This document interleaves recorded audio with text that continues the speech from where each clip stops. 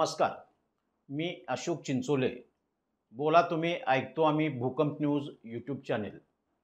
प्रेक्षको, लातूरच्या राजकारणामध्ये अमित देशमुख हे आमदार म्हणजे अत्यंत मितभाषी असे हे आमदार मानले जातात. तसेच आपल्या भाषणातून कधीही कोणीही दुखावणार नाही अशी ते दक्षता घेतात. सोम्या चांगला आहे का म्हटलं तर गोम्या तर त्याहीपेक्षा अधिक चांगला आहे अशी त्यांची आतापर्यंतची भूमिका राहिली. तसं राजकारणात ते स्पष्ट बोलणारे किंवा टीका करणारे किंवा सत्य जे काही आहे ते उघड करणारे असे आमदार नाहीत असं आजपर्यंतचा अनुभव होता. पण परवा त्यांनी विधानसभेमध्ये एक प्रश्न उपस्थित केला आणि त्यावरून असं वाटतंय की अमित देशमुख यांनी बरं वाटण्यासाठी कोणासाठी बोलण्यापेक्षा खरं आहे किंवा जे वास्तव आहे तसं बोलण्याचा निर्णय त्यांनी यापुढच्या राजकारणात घेतलाय की काय असं वाटतं आहे. परवा विधानसभेत त्यांनी लातूर शहरातील रेखांकनाच्या संदर्भात किंवा प्लॉटिंगच्या संदर्भात त्याच्या मोजणीच्या संदर्भात जे प्रश्न उपस्थित केले आणि टीका केली ते आपण ऐकूया. Man of action and man in action. आणि म्हणून फुलंब्रीमध्ये जे घडलं अध्यक्ष महोदय तसंच काहीसं लातूरमध्ये घडलं अध्यक्ष महोदय. अध्यक्ष महोदय, लातूर येथील मौजे खाडगाव तालुका लातूर शिवारातील जमीन सर्वे क्रमांक 84 व 82 मधील रेखांकन हे बेकायदेशीर व चुकीच्या पद्धतीनं मंजूर करण्यात आलेलं आहे अध्यक्ष महोदय. अध्यक्ष महोदय, मंत्री महोदयांचं मी लक्ष वेधू इच्छितो. लातूर येथील तुळजाभवानी नगर व परिसरातील 5000 पेक्षा जास्त नागरिकांना त्यांना जाण्याचा येण्याचा रहदारीचा रस्ता या रेखांकन मंजुरीमुळे बंद झालेला आहे. आणि रेखांकन मंजूर करताना जे नियम त्यांनी पाळायला हवेत ते नियम त्यांनी पाळले नाहीत. आणि म्हणून मला असं वाटतं अध्यक्ष महोदय, मी मंत्री महोदयांना अशी विनंती करणार आहे की हे जे काही रेखांकन लातूर येथे मंजूर झालं ज्याच्यामुळं 5-1 हजार नागरिकांची गैरसोय होते आहे आणि ते रेखांकन हे चुकीचं झालेलं आहे. त्याला तक्रारी नोंदवलेल्या आहेत जिल्हाधिकाऱ्याकडं, विभागीय आयुक्तांच्याकडं. आणि म्हणून मंत्री महोदय, आपल्याला माझी अशी विनंती आहे की या प्रकरणाची सखोल चौकशी मंत्री महोदय आपण करावी, जेणेकरून जे चुकीचं घडलेलं आहे ते घडणार नाही असं या निमित्तानं माझी आपल्याला एक विनंती असेल. आणि या सगळ्याच प्रकरणामध्ये अगदी गुगल मॅपवर सुद्धा आता आपल्याला सगळं लक्षात येतं. आणि म्हणून चुकीची कागदपत्र, त्या जमिनीतनं शेतरस्ता जातोय, गाडी रस्ता जातोय, तो सुद्धा दर्शवण्यात आलेला नाही आहे. म्हणून कुठेतरी याच्यात भ्रष्टाचारही झाला आहे की काय असंही याच्यातनं आपल्याला संशय येऊ शकतो. आणि म्हणून मंत्री महोदयांना, अध्यक्ष महोदय, आपल्या माध्यमातून अशी मला विनंती करायची आहे की लातूर येथील हे खाडगाव लातूर तालुका तुळजाभवानी नगरच्या शेजारी जे जमिनीचं रेखांकन बेकायदेशीररित्या मंजूर करण्यात आलेलं आहे, पहिल्यांदा आपण त्याला स्थगिती द्यावी आणि चौकशीनंतर जर तिथं चुकीचं घडलं असेल तर त्या दोषी अधिकाऱ्यांवर कारवाई करावी. लातूरकरांना विश्वासी बसणार नाही अशा पद्धतीनं अमित देशमुख यांनी विधानसभेत हा प्रश्न उपस्थित केला आहे. शहरालगत असलेल्या तुळजाभवानी नगरमध्ये रेखांकन कशा पद्धतीनं चुकीचं झालं आहे हा त्यांनी प्रश्न उपस्थित केला आहे. आणि त्या ठिकाणी अत्यंत चुकीच्या पद्धतीने भूमापन झालेलं आहे, त्याची मोजणी झालेली आहे, रेखांकन झालेलं आहे आणि यामुळं 4-5 हजार नागरिकावर अन्याय झाला आहे.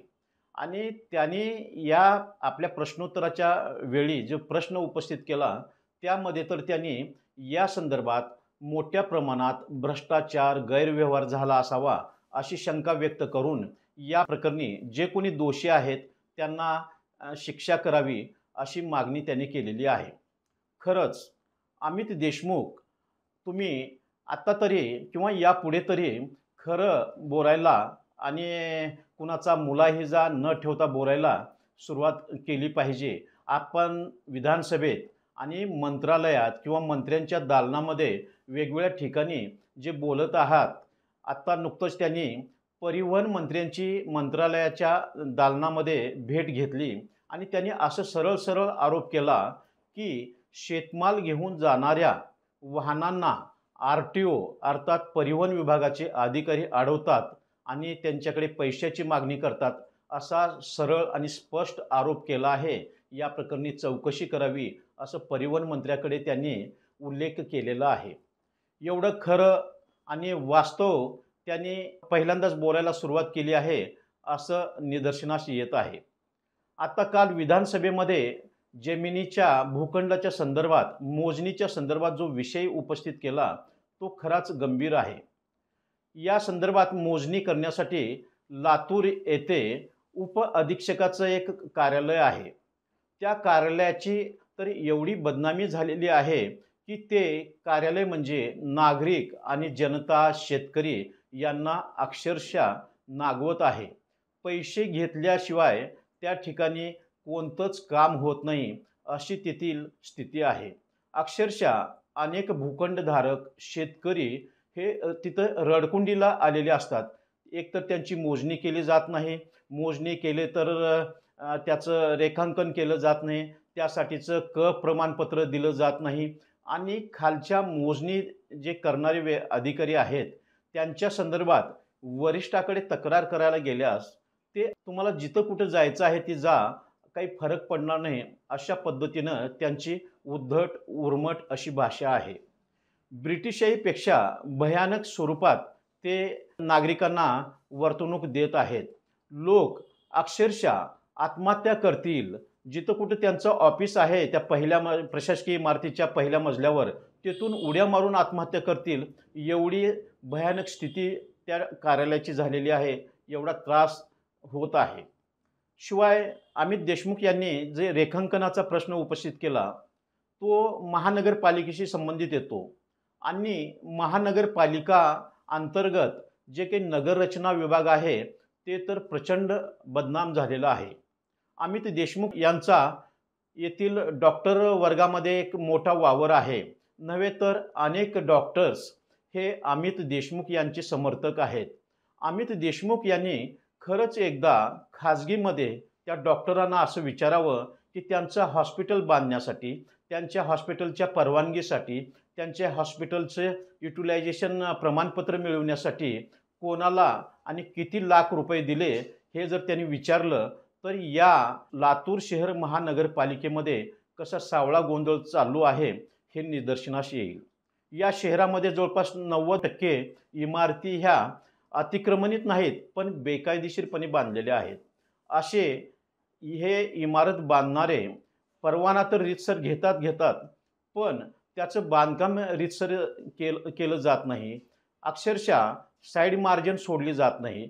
मुख्य इमारतीवर गटारीपासून 2 फूट जागा सोडून नव्हे तर अनेक बिल्डर्सने गटारीच्या बरोबरीनं बांधकाम 7-7, 8-8 मजली केलेलं आहे आणि या ठिकाणी कोणीही तपासायला जात नाही. जे काही बेकायदेशीर होत आहे त्याला आळा घालण्यासाठी कोणी व्यक्ती, अधिकारी प्रयत्न करत नाही.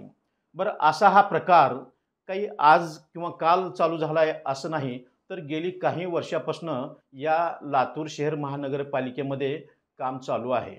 लातूर ही शिक्षणासाठी आणि व्यापारासाठी म्हणून ओळखली जाते. त्याशिवाय आत्ता हे लातूर अत्यंत शिस्तप्रिय लातूर ठेवण्यासाठी आपण प्रत्येकाने प्रयत्न केलं पाहिजे आणि विशेष करून याची जी जबाबदारी आहे या शहराचे जे आमदार आहेत अमित देशमुख यांची आहे.